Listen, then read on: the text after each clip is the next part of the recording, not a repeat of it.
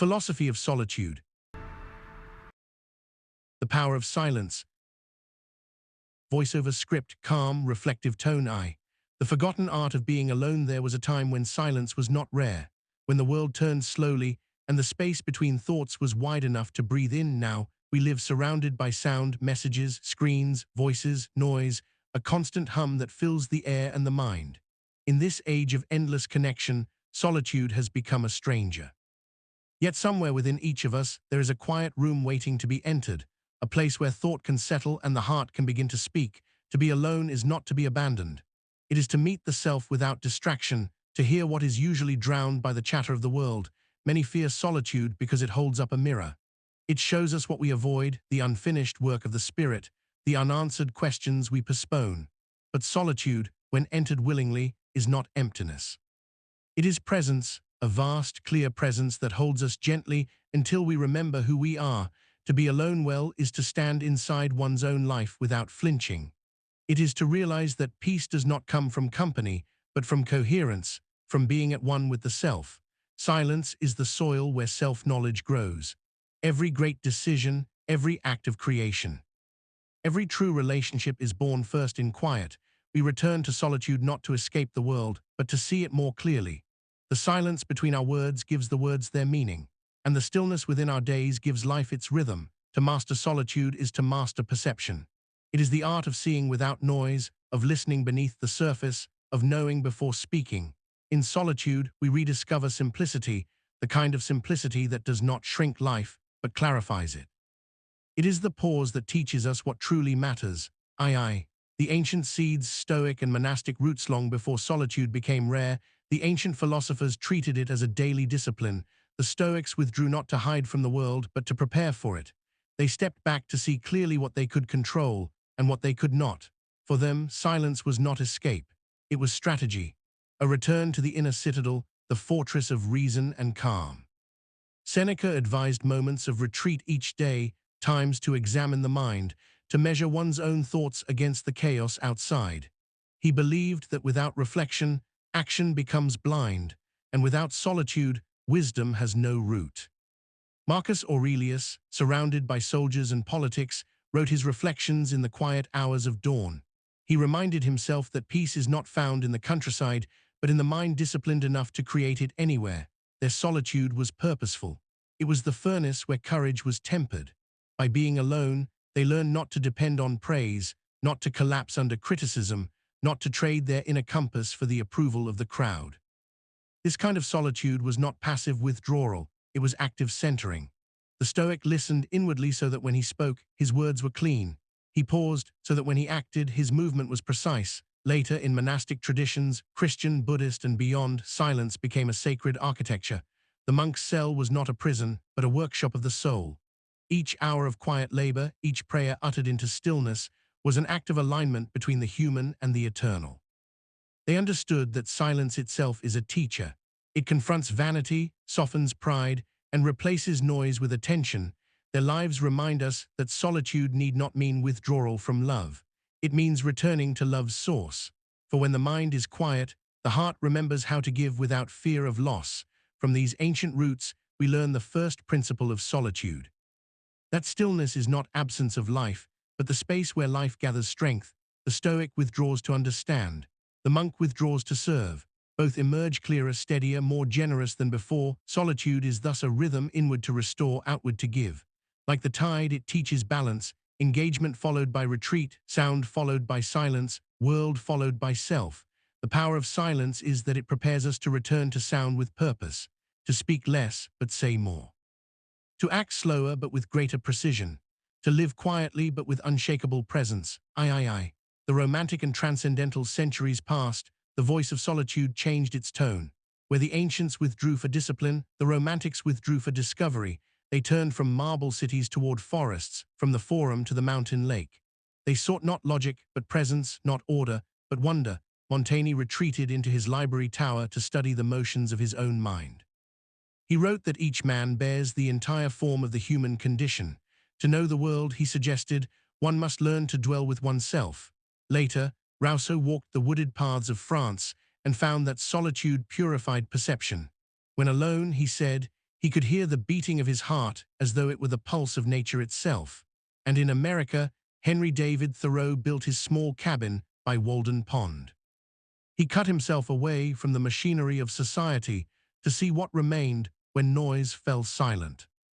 He learned that simplicity is not deprivation, but revelation, that when possessions and chatter fade, the mind begins to hear the language of the earth. Solitude, for the Romantics, was not exile, it was expansion. In silence, they found communion with everything. The self that was once bounded by walls became porous to wind, water, and sky.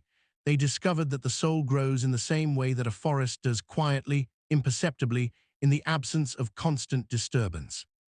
Their solitude was a kind of worship, a listening so complete that even a bird's call or a ripple on the pond became a scripture of belonging. Yet their lesson is also practical. To withdraw from the crowd is not to reject humanity, it is to return to it with clearer eyes. The artist, the thinker, the builder of anything lasting must sometimes step back from the chorus to rediscover the melody within. Silence is not the enemy of creativity, it is its cradle. Every idea, every composition, every new beginning emerges first from stillness. The romantic solitude teaches us to pause, to walk slowly, to let imagination breathe again. For the mind that never rests can never see. IV. Existential solitude, Nietzsche, Kierkegaard, and Sartre. As the modern age arrived, solitude took on a sharper light. It became not only refuge, but challenge. For Nietzsche, solitude was the proving ground of strength.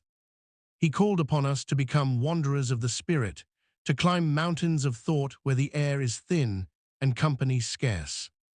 He believed that only in isolation can one learn the difference between echo and voice. The crowd repeats, the solitary creates. His solitude was fierce.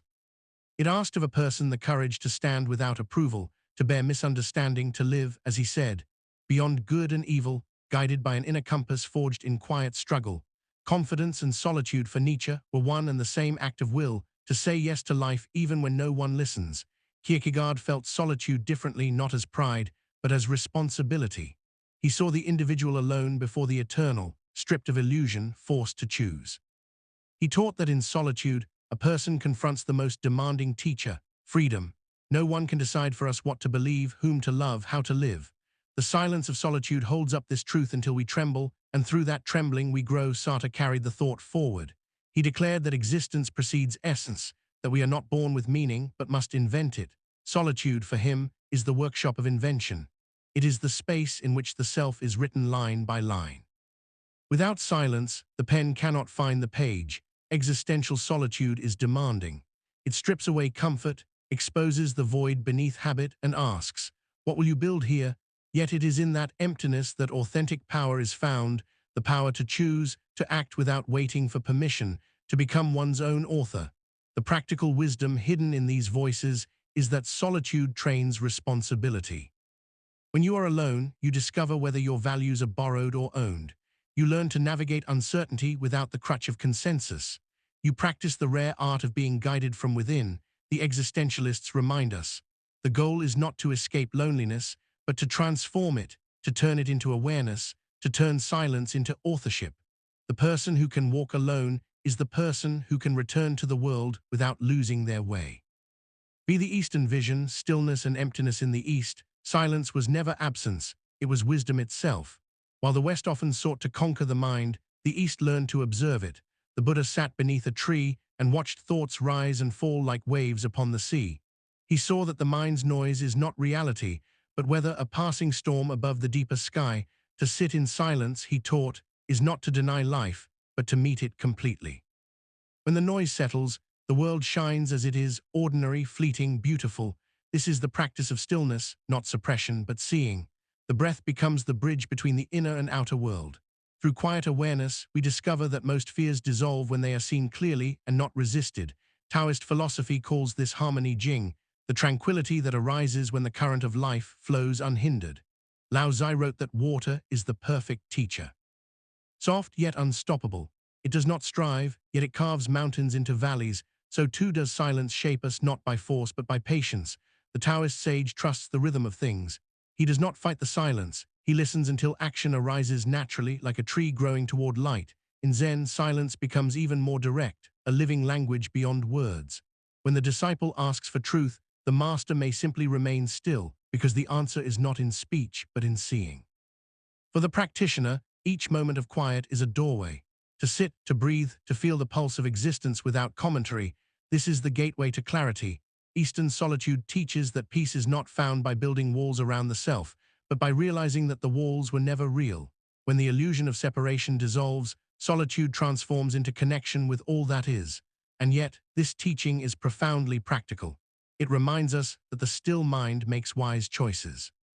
That silence is the foundation of compassion.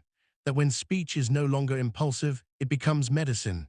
The East invites us not merely to be alone, but to be fully, quietly here. To sit in silence until we remember that we and silence are not two things, but one. The psychological dimension, Jung, Winnicott, and solitude as maturity. Modern psychology returned to solitude through the doorway of the human heart. Carl Jung saw solitude as a stage of individuation, the process by which a person becomes whole.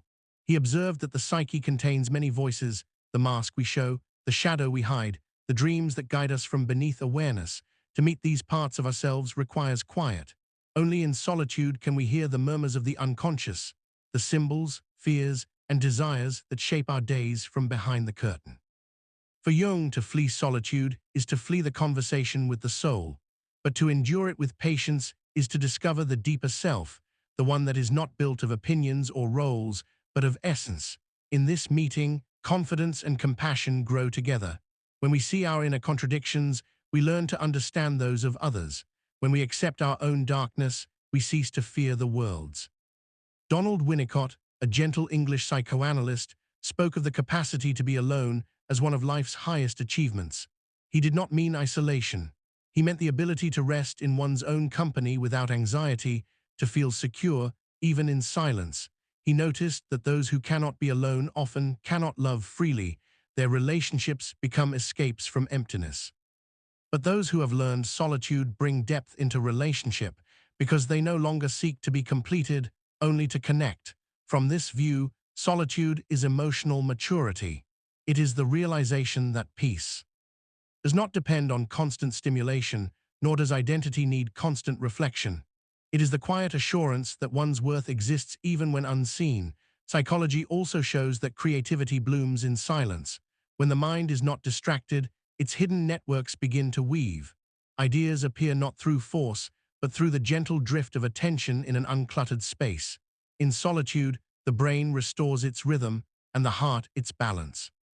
It is no wonder that after a walk alone, after an hour without devices, we return clearer, kinder, more capable of empathy and insight.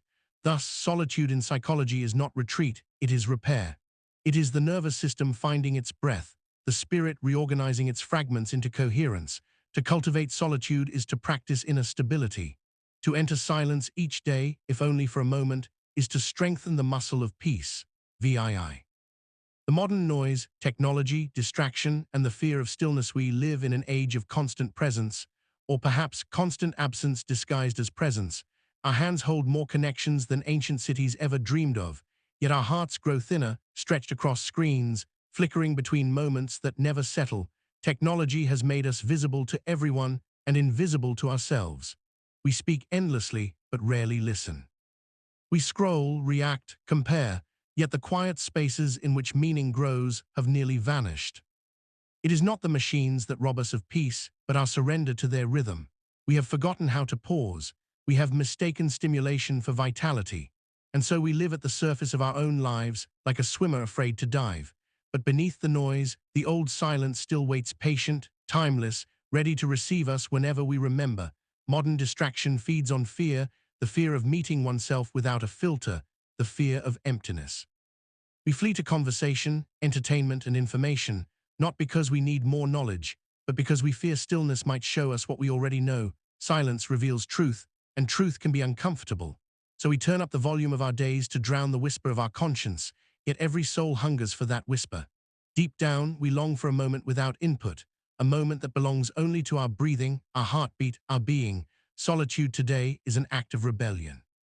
To put away the phone, to walk without music, to sit without speaking, these have become radical acts.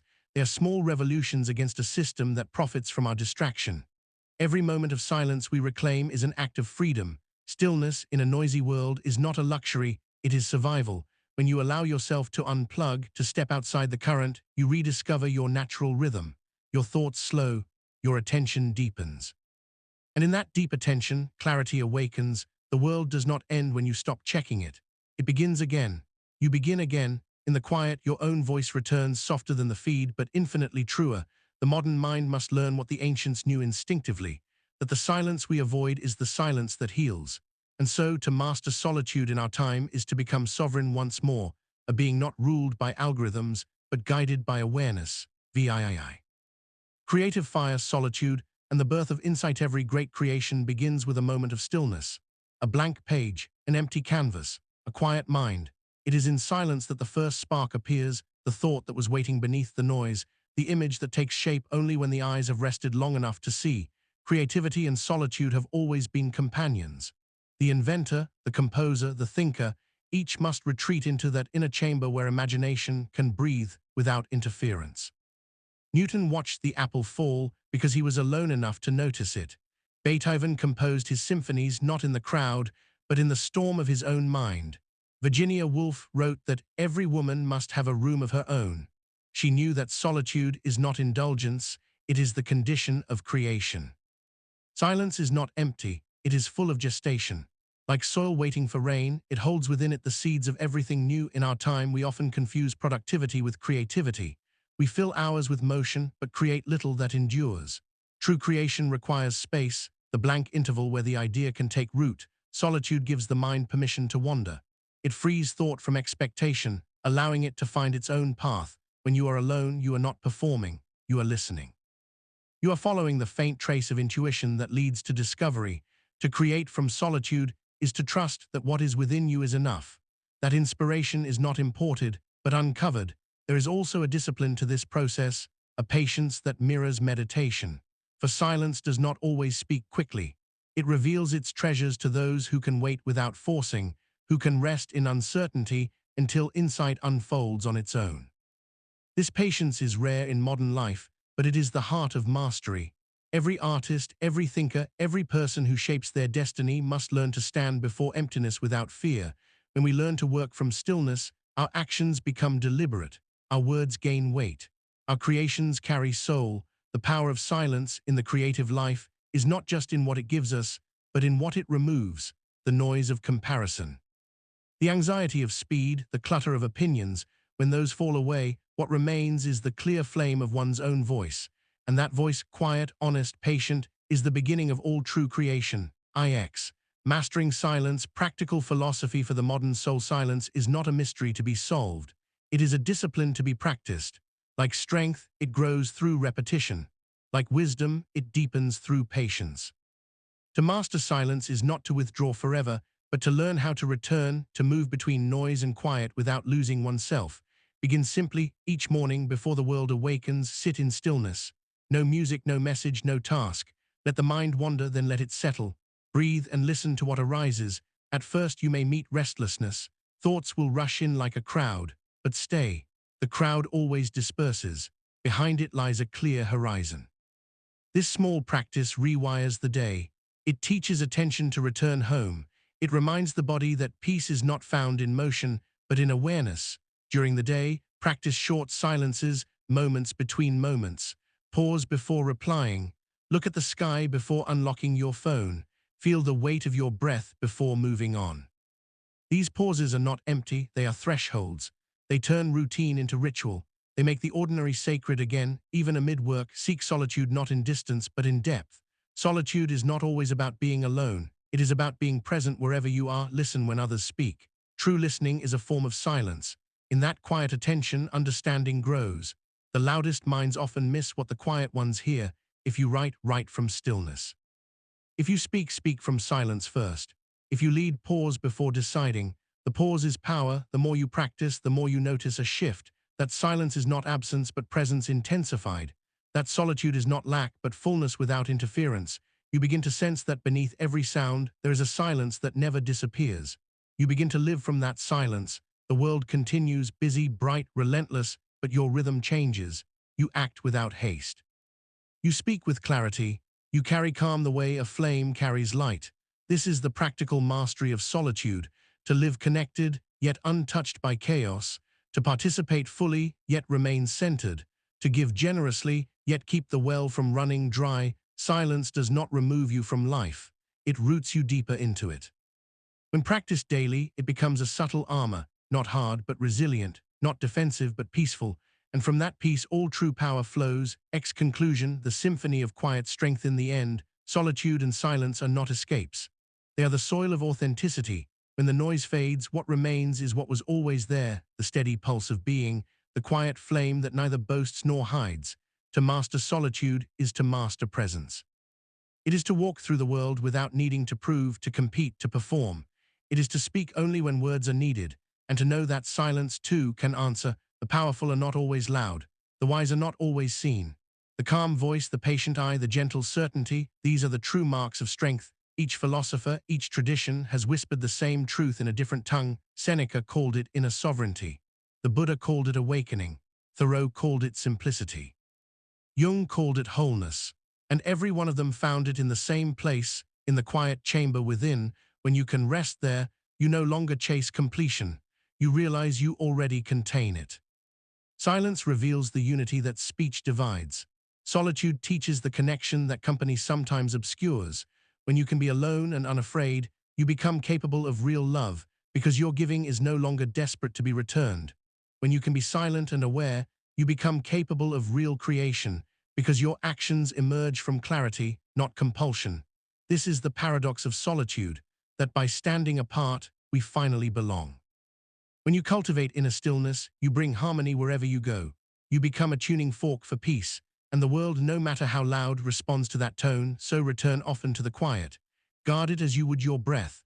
Let it be your sanctuary, your teacher, your home, for in the silence that endures beyond thought and fear, you will find not emptiness but fullness, not distance but depth, not loneliness but the living center of life itself. And there, in that vast and steady calm, you will hear what the world forgets to say, that strength is quiet, peace is powerful, and solitude is love unbroken.